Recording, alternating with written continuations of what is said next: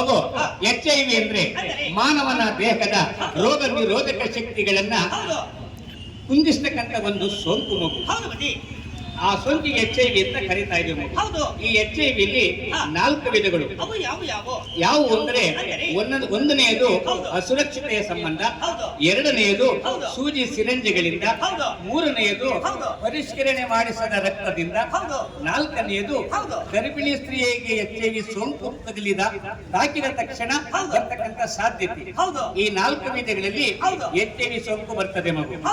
ಒಂದನೆಯದು ಅಸುರಕ್ಷತೆಯ ಸಂಬಂಧ ಅಂದ್ರೆ ಏನು ಅಂದ್ರೆ ಗಂಡಸರು ಹಲವಾರು ಸ್ತ್ರೀಯರೊಟ್ಟಿಗೆ ಸಂಬಂಧವನ್ನಿಟ್ಟುಕೊಂಡಾಗ ಅಥವಾ ಸ್ತ್ರೀಯರಾದರೂ ಕೂಡ ಹಲವಾರು ಗಂಡಸರೊಂದಿಗೆ ಸಂಬಂಧವನ್ನಿಟ್ಟುಕೊಂಡಾಗ HIV ಸೋಂಕು ಬರ್ತಕ್ಕಂಥ ಸಾಧ್ಯತೆ ಇದೆ.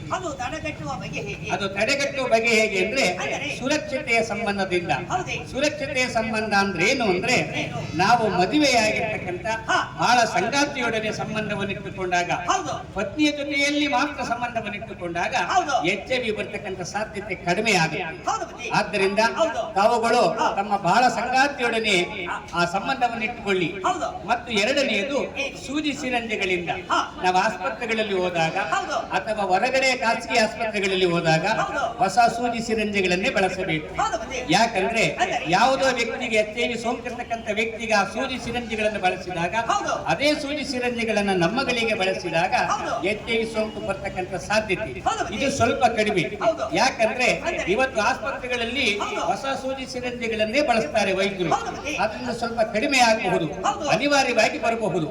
ಮತ್ತೆ ಪರಿಷ್ಕರಣೆ ಮಾಡಿಸಿದ ರಕ್ತದಿಂದ ಅಂದ್ರೆ ನಮಗೇನಾದ್ರೂ ಅಪಘಾತಗಳಾದಾಗ, ನಮಗೇನಾದ್ರೂ ರಕ್ತ ಬೇಕಾದಾಗ ನಾವು ಗಾಬರಿಯಿಂದ ಆಸ್ಪತ್ರೆಗಳಲ್ಲಿ ಅಥವಾ ಖಾಸಗಿ ಆಸ್ಪತ್ರೆಗಳಲ್ಲಿ ಹೋದಾಗ ನಾವು ಪ್ರಾಣ ಉಳ್ಕೋಬೇಕನ್ನೋ ಭಯದಿಂದ ಯಾವುದೋ HIV ಸೋಂಕಿರ್ತಕ್ಕಂಥ ವ್ಯಕ್ತಿಯ ರಕ್ತವನ್ನು ತಂದಿರ್ತೀವಿ, ಅದನ್ನು ಪರಿಷ್ಕರಣೆ ಮಾಡೋದಿಲ್ಲ, ಅದನ್ನ ಹಾಕಿಸ್ಬಿಡ್ತೀವಿ. ಆಗ HIV ಸೋಂಕು ಬರ್ತಕ್ಕಂಥ ಸಾಧ್ಯತೆ ಇದೆ. ನೀವು ಆಸ್ಪತ್ರೆಗಳಲ್ಲಿ ಹೋದಾಗ ಆ ಆಸ್ಪತ್ರೆಯ ಒಂದು ಆಪ್ತ ಸಮಾಲೋಚಕರ ಜೊತೆಯಲ್ಲಿ ಚರ್ಚೆಯನ್ನು ಮಾಡಿ ನಾವು ಪರಿಷ್ಕರಣೆ ಮಾಡಿದ ರಕ್ತವನ್ನೇ ನಮಗಳಿಗೆ ಹಾಕಿಸಬೇಕು. ಹಾಕಿಸಿದಾಗ HIV ಸೋಂಕು ಬಾರದಂತೆ ನಾವು ಕಾಪಾಡಬಹುದು.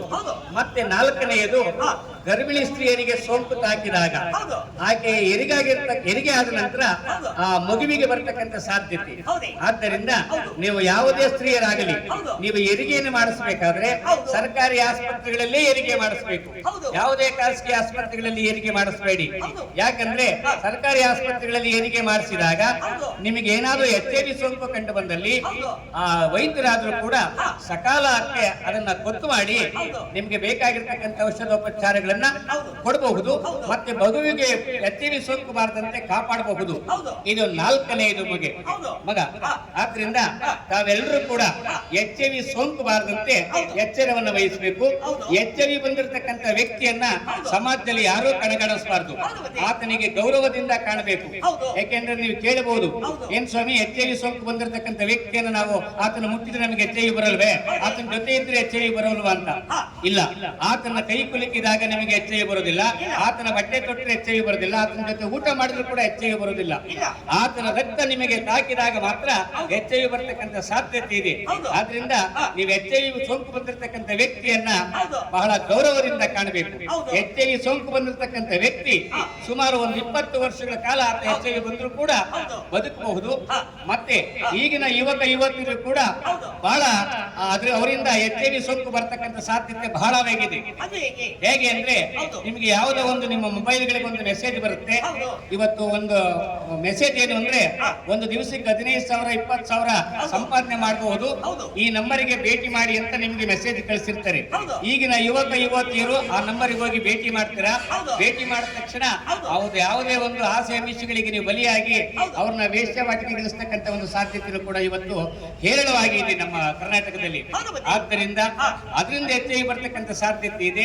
ನಾವು ದಯಮಾಡಿ ಯಾವುದೇ ಆಸೆ ಅಮಿಷಗಳಿಗೆ ಬಲಿಯಾಗದೆ, ಯಾವುದೇ ಮೆಸೇಜ್ಗಳಿಗೆ ಬಲಿಯಾಗದೆ ನೀವು HIV ಸೋಂಕಿನಿಂದ ಎಚ್ಚರದಿಂದ ಇರಿ ಅಂತ ಹೇಳ್ತಾ, ಮತ್ತೆ ಹೆಚ್ಚಿನ ಕಾರ್ಯಕ್ರಮ ಮಾಹಿತಿ ಬೇಕು ಅಂದ್ರೆ 1097ಕ್ಕೆ ಕರೆ ಮಾಡಿದ್ರೆ ನಿಮಗೆ ಹೆಚ್ಚಿನ ಮಾಹಿತಿಯನ್ನು ಕೊಡ್ತಾರೆ ಅಂತ ಹೇಳ್ತಾ, ಏನಿವತ್ತು HIV ಸೋಂಕಿನ ಬಗ್ಗೆ ನಮ್ಮ ಜಾನಪದ ಕರಪಾಲ ಮೇಳ, ಸಂಗಮೇಶ್ವರ ಕರಪಾಲ ಮೇಳ ತಂಡ ಇವತ್ತು ಈ ನಿಮ್ಮೂರಿಗೆ ಬಂದು ಜಾಗೃತಿ ಆಂದೋಲನ ಕಾರ್ಯಕ್ರಮವನ್ನು ಮಾಡಿದೆ.